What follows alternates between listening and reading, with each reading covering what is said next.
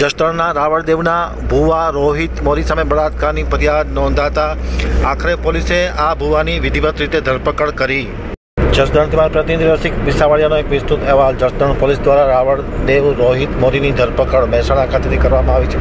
આરોપી દ્વારા 20 વર્ષીય યુવતીને ઘરમાં નડતર છે તેમ કહીને માતાજીને મનાવવા હોય તો તારે મારી સાથે શરીર સંબંધ બાંધવો પડશે તે પ્રકારનું જણાવી બળજબરીપૂર્વક 3 વખત દુષ્કર્મ આચર્યું હતું। દુષ્કર્મ આચર્યા બાદ ગત 29મી ફેબ્રુઆરીના રોજ આરોપી રોહિત મોરી દ્વારા યુવતીની મોટી બહેનને પોતાની પ્રેમજાળમાં ફસાવીને ભગાડીને લઈ જવામાં આવી હતી।